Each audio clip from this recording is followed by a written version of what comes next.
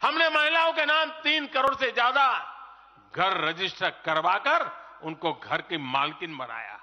हमने 10 करोड़ परिवारों की बहनों को पहली बार नल से जल दिया।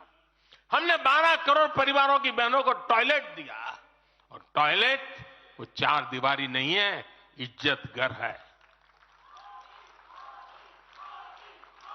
हमने 1 रुपए में सुविधा सैनिटरी पैड्स की योजना शुरू की। हमने 25 करोड़ से ज्यादा महिलाओं के बैंक अकाउंट खोले। हमने 30 करोड़ से अधिक मुद्रा लोन महिला लाभार्थियों को दिए। साथियों, बहनों को आर्थिक रूप से सशक्त करने के लिए, बेटियों को नौकरी करने में आसानी हो, इसके लिए हमने अनेक कदम उठाए। हमने सेल्फ हेल्प ग्रुप से 10 करोड़ बहनों को जोड़ा। हमने 1 करोड़ बहनों को लखपति दीदी बनाया। खादी को जो फिर से नया जीवन मिला है, उसका फायदा भी सबसे अधिक गांव की बहनों को ही हुआ है। हमने प्रेगनेंसी लीव को बढ़ाकर 26 हफ्ते किया। पहले फैक्ट्रियों में या दूसरी जगहों पर महिलाओं को नाइट शिफ्ट पर काम करने के लिए अनेक अड़चनें थी। हमने श्रम कानूनों में सुधार करके उनको भी दूर किया। हमने पैरामिलिट्री फोर्सेस में महिलाओं की भर्ती 2 गुने से अधिक की। हमने सेनाओं के अग्रणी मोर्चों में महिलाओं की तैनाती को सुनिश्चित किया। हमने सैनिक स्कूलों और मिलिट्री एकेडमी के दरवाजे बेटियों के लिए खोल दिए। साथियों, इस बार 26 जनवरी को कर्तव्य पथ भारत की नारी शक्ति से पूरे देश को प्रेरणा दे रहा था। साथियों, आने वाले समय में हमारी माताओं, बहनों, बेटियों के लिए अवसर ही अवसर आने वाले हैं। मिशन शक्ति से देश में नारी शक्ति की सुरक्षा और सशक्तिकरण का संपूर्ण इकोसिस्टम बनेगा। अब 15,000 महिला सेल्फ हेल्प ग्रुप को ड्रोन मिलेंगे। ड्रोन दीदी खेती में वैज्ञानिकता और आधुनिकता लाएगी। अब देश में 3 करोड़ महिलाएं लखपति दीदी बनाई जाएगी। पीएम विश्वकर्मा योजना से परंपरागत कला और शिल्प से जुड़ी बहनें सशक्त होगी। नई नेशनल एजुकेशन पॉलिसी से बेटियों को शिक्षा और स्किल के मामले में सबसे अधिक फायदा होगा। गांव के पास ही बेहतर स्पोर्ट्स इंफ्रास्ट्रक्चर बने, बेटियां हमारी स्पोर्ट्स में कमाल करेगी। साथियों, आज जब मैं बीते 10 वर्षों की तरफ नजर डालता हूं, तो कितना ही कुछ याद आता है। ये 10 वर्ष साहसिक फैसलों, दूरगामी निर्णयों के नाम है। जो काम सदियों से लटके थे, हमने उनका समाधान करने का साहस करके दिखाया है। अयोध्या में भव्य राम मंदिर का निर्माण करके हमने 5 सदियों का इंतजार खत्म किया है।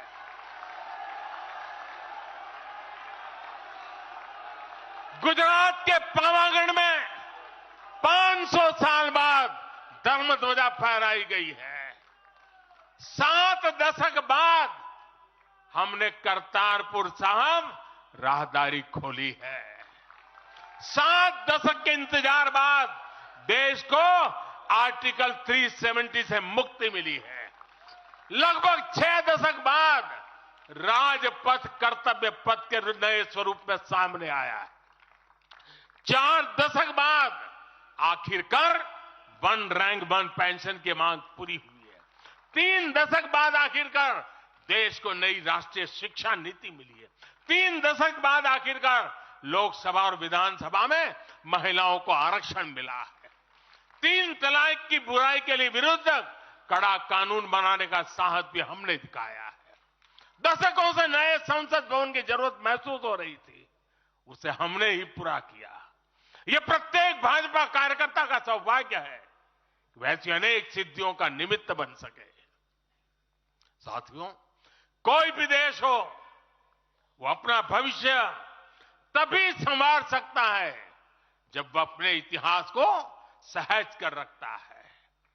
बीते वर्षों में भारत ने अपने इतिहास को सहेजा भी है, संवारा भी है। हमने नेशनल वॉर मेमोरियल का निर्माण किया। हमने राष्ट्रीय पुलिस स्मारक बनाई। हमने अंडमान में नेताजी सुभाष और परमवीर चक्र विजेताओं के नाम पर द्वीपों का नामकरण किया। हमने दांडी में नमक सत्याग्रह का आधुनिक स्मारक का निर्माण किया। हमने बाबा साहब आंबेडकर से जुड़े पंच तीर्थ को विकसित किया। हमने रांची में भगवान बिरसा मुंडा की स्मृति में म्यूजियम बनाया। सरदार पटेल को समर्पित स्टैच्यू ऑफ यूनिटी हमारे कार्यकाल में बनी। 31 अक्टूबर को राष्ट्रीय एकता दिवस हमारी सरकार ने घोषित किया। 15 नवंबर को जनजातीय गौरव दिवस के रूप में घोषित करने का अवसर हमें मिला। 14 अगस्त को विभाजन विभीषिका दिवस के रूप में याद करने का निर्णय हमारी सरकार ने लिया। 26 दिसंबर को हमने साहिबजादों की स्मृति में वीर बाल दिवस घोषित किया।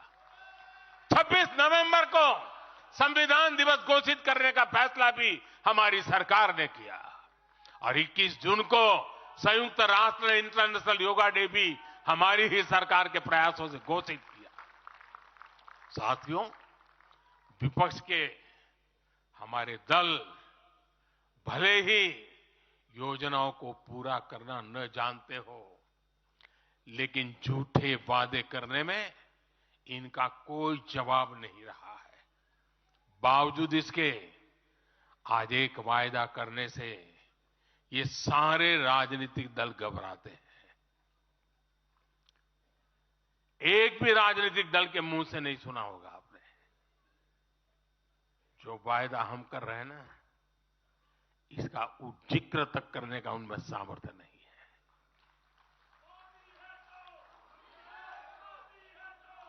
और हमारा वायदा है विकसित भारत का। इन लोगों ने स्वीकार कर लिया है कि ये लोग भारत को विकसित नहीं बना सकते। सिर्फ और सिर्फ बीजेपी ही ऐसी पार्टी है, एनडीए ही ऐसा एक गठ है जिसने इसका सपना देखा है। हम मिशन मोड पर भारत को 2047 तक देश जब आजादी के 100 साल मनाएगा, हम भारत को विकसित देश बनाने के लिए काम कर रहे हैं। हमने तीसरे टर्म में भारत को दुनिया की तीसरी बड़ी आर्थिक ताकत बनाने का संकल्प लिया है और ये मोदी की गारंटी है।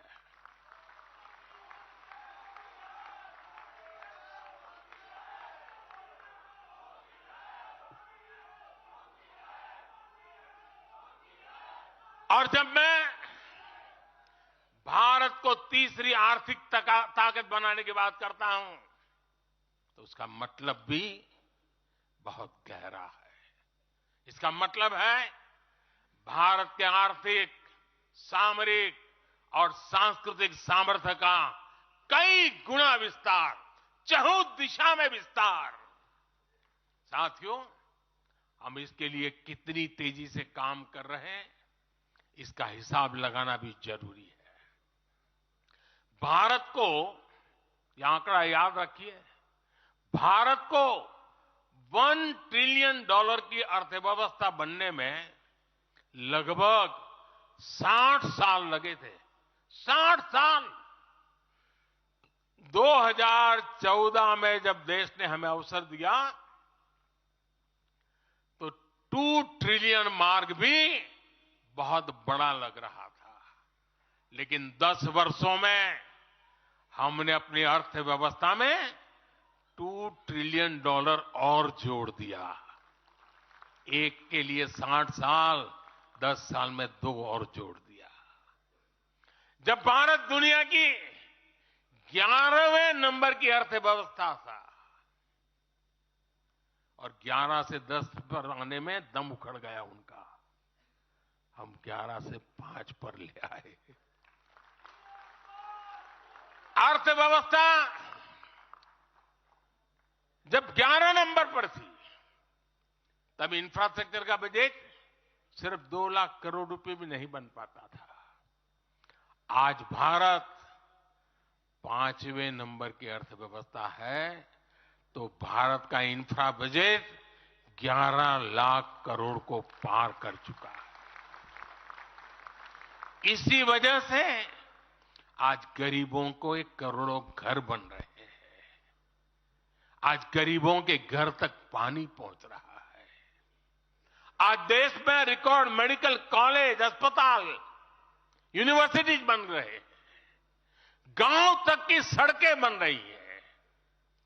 जब भारत दुनिया की टॉप 3 अर्थव्यवस्थाओं में आएगा, तो आप कल्पना कर सकते हैं कि विकास कार्यों के लिए हमारे पास कितनी ज्यादा पूंजी होगी। इसलिए भारत के टॉप 3 इकोनॉमी में आने का मतलब है भारत के हर परिवार का जीवन स्तर सुधरेगा। भारत के हर परिवार की आय बहुत अधिक बढ़ जाएगी। भारत का पब्लिक ट्रांसपोर्ट और आधुनिक बनेगा। भारत में रोजगार के लिए नए सेक्टर खुलेंगे, रोजगार के और ज्यादा मौके मिलेंगे। भारत के युवाओं को भारत में ही फंडिंग के ज्यादा से ज्यादा अवसर आएंगे। भारत की महिलाओं को हर मोर्चे पर आगे बढ़कर नेतृत्व करने का मौका मिलेगा। मध्य प्रदेश और छत्तीसगढ़ दोनों ही महत्वपूर्ण राज्य हैं, जो भारतीय राजनीति, सामाजिक और आर्थिक दृष्टि से महत्वपूर्ण भूमिका निभाते हैं। इन राज्यों के विशेष समाचार और घटनाक्रमों की सटीक और ताज़ा रिपोर्टिंग के लिए न्यूज़ स्टार एक प्रमुख स्रोत के रूप में सामने आता है। न्यूज़ स्टार आपको मध्य प्रदेश और छत्तीसगढ़ की सभी ताज़ा खबरों से अपडेट रखें।